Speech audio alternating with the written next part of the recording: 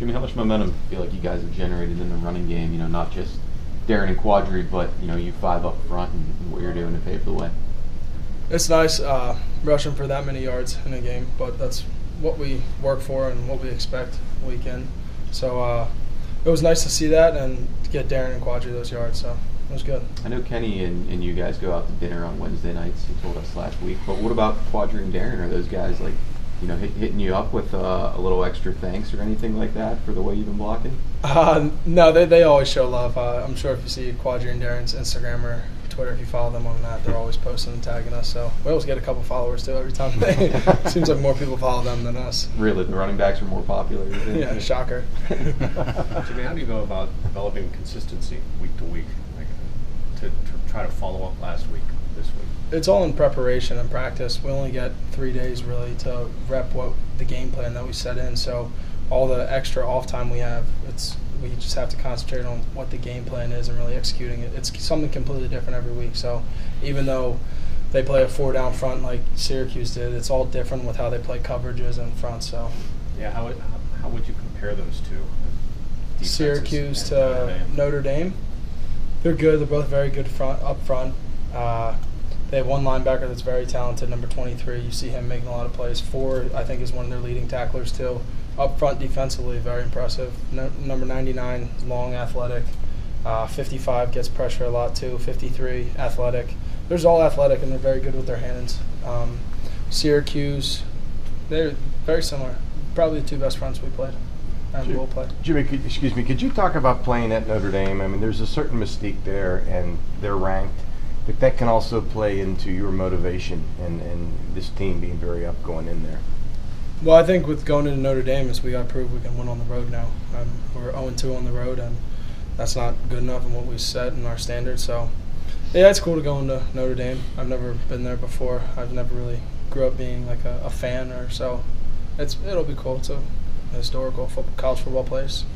Are you aware at all of like the rivalry between Pitt and Notre Dame? It's not like Penn State really, but it's like a lot of close games in the past centuries. Yeah, I saw the Tyler Palco video. Mm-hmm. I've seen that. That's pretty funny.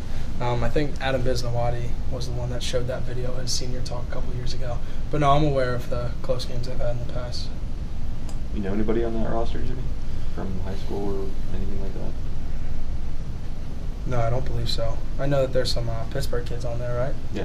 Yeah. No, I don't know anybody personally. I knew there used to be Will Fuller. He was a Philly Catholic kid, a receiver. McGlinchey was a Philadelphia area kid. I don't know him personally. But no, I don't know anybody personally on the team. I'm not saying you would pull it Tyler Palco if you won the game, but you would probably be pretty pumped if you could knock his team off and change history. I'm pumped with every win, so yeah. I don't think I would say any of that on national television, but he was fired up. I like that a lot. That's hype.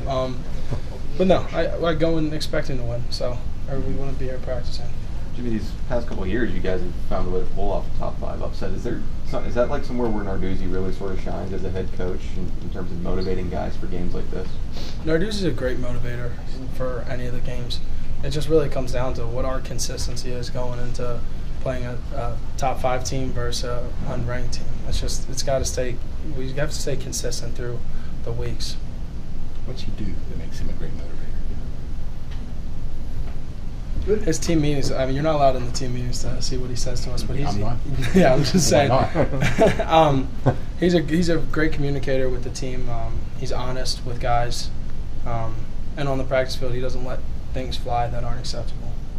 Is there any sense you already had a couple chances for that big upset against Penn State and Central Florida, and those games weren't even really close? Is there a sense that you at least want to put up a better fight this time around? Yeah, I definitely didn't want to have the result for either of those games. I fully intend on putting up a fight and beating these guys. So, yeah, I don't ever intend on losing. That's not a guarantee. What?